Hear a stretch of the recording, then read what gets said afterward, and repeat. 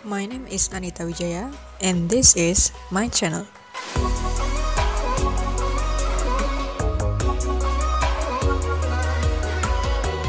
Halo semuanya, kembali lagi di channel Anita Wijaya. Jadi di video kali ini kita akan belajar mengenai pengelolaan sediaan farmasi.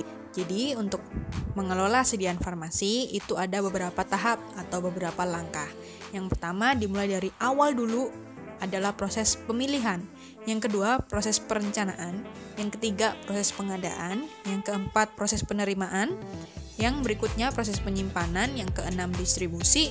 Yang ketujuh, pemusnahan. Dan yang terakhir adalah pengendalian dan administrasi. Karena begitu banyak tahapan atau kegiatan dalam pengelolaan, maka akan kita bagi-bagi ya. Untuk di video ini kita akan bahas step 1 dan step 2, yaitu proses pemilihan dan juga perencanaan. Tenang guys, walaupun tahapannya banyak, tapi ini nggak rumit kok. Jadi bisa dilogika dan bisa dipahami dengan mudah. Oke, yang pertama kita bahas langsung, yaitu proses pemilihan.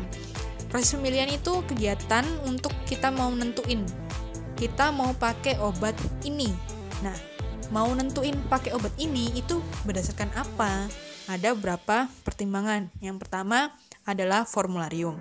Jadi kalau misalnya teman-teman adalah apoteker yang kerja di rumah sakit atau di klinik, waktu kita masuk pertama kali, harusnya rumah sakit atau klinik itu sudah memiliki formularium. Di dalam formularium rumah sakit tersebut berisi daftar obat-obatan apa aja sih yang dipakai di rumah sakit itu. Jadi kita tinggal milih obat yang ada di daftar itu.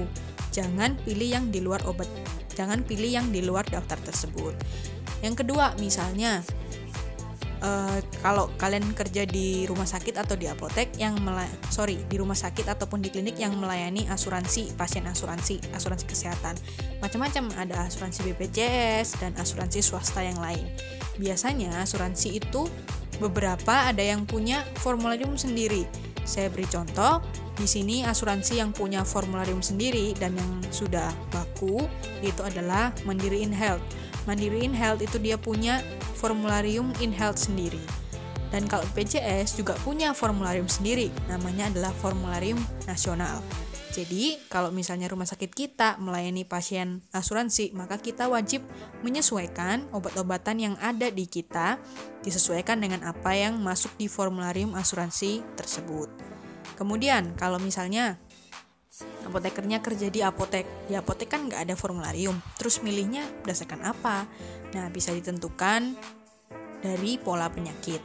Misalnya kita ambil contoh, apotek kita berada di lingkungan area pasar misalnya. Nah, kita bisa kira-kira apa sih penyakit yang kiranya mungkin terjadi di area pasar. Misalnya kita ambil diare, kemudian penyakit kulit. Nah, obat-obatan yang kita sediakan, kita sesuaikan dengan pola penyakit itu tadi. Bisa juga kita nanya, misalnya apotek kita lokasinya dekat sama klinik dokter. Kita tanya ke dokter itu, dokter kira-kira masyarakat daerah sini itu seringnya keluhannya penyakitnya itu apa, polanya gimana. Nah, kita bisa sediakan obat-obat yang sesuai dengan pola penyakit itu tadi. Kemudian alasan lain untuk pemilihan obat adalah dari segi mutu dan harga. Misalnya, obat paracetamol, ambil contoh. Paracetamol itu banyak banget brandnya yang ada di Indonesia. Nah, kita mau pilih yang mana? Mau pakai yang mana? Nah, itu pasti ditentukan dari mutu dan harga ya kan? Kita sesuaikan. Kalau misalnya lokasi apotek atau rumah sakit atau klinik kita ada di daerah yang di pedesaan misalnya, nggak terlalu di kota, otomatis kita nggak bisa jual dengan harga terlalu tinggi. Kita harus sesuaikan. Tapi kalau misalnya apotek, klinik, atau rumah sakitnya ada di tengah kota, di daerah elit misalnya, nah itu kita bisa pilih obat-obatan yang branded dan berharga mahal. Pasti konsumennya bisa membeli. Oke, kemudian step yang kedua setelah pemilihan adalah perencanaan. Di sini perencanaan tujuannya adalah untuk menentukan jumlah dan periode pengadaan. Jadi kalau tadi di step 1 pemilihan kita sudah tahu, oke, saya mau mengadakan obat A sampai Z misalnya. Nah, terus jumlahnya berapa? Apakah saya harus membeli obat A 10 biji obat B juga 10 biji, samain semua 10 biji, atau obat A jumlahnya harus lebih banyak daripada obat B. Nah, di sini nih pentingnya tahap perencanaan. Kita harus berpikir dan merencanakan sesuai dengan kebutuhan. Beberapa dasar yang digunakan untuk proses perencanaan. Yang pertama ada metode konsumsi. Jadi disesuaikan dengan pemakaian sebelumnya. Nah, di metode konsumsi ini kita berarti harus punya data pemakaian sebelumnya.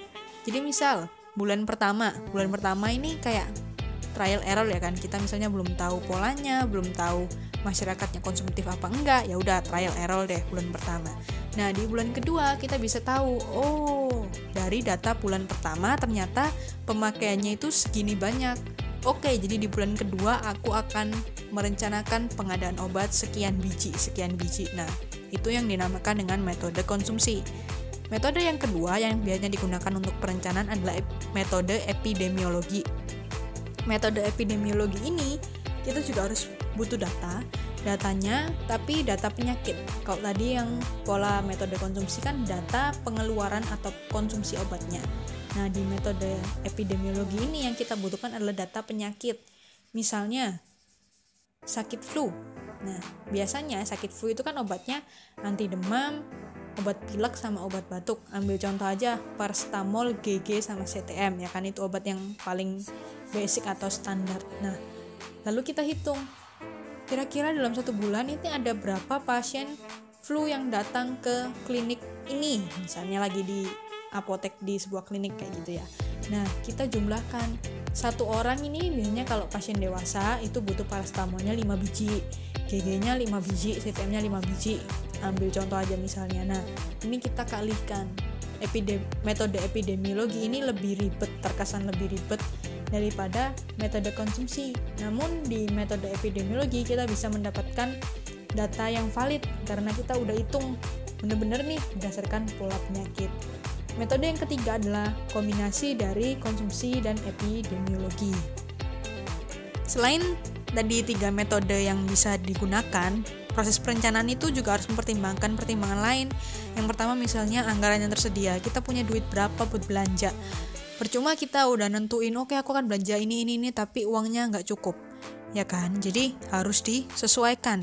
Yang kedua yang dipertimbangkan adalah sisa persediaan. Kalau misalnya kita masih punya stok banyak, ya nggak usah belanja banyak-banyak ya kan.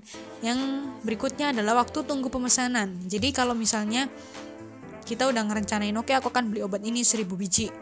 Nah, kita harus pertimbangin juga, obat ini langka apa enggak, susah enggak dapatnya, nanti datangnya terlambat. Padahal kita maunya sekarang, misalnya harus segera dipakai, harus segera ada, seperti itu.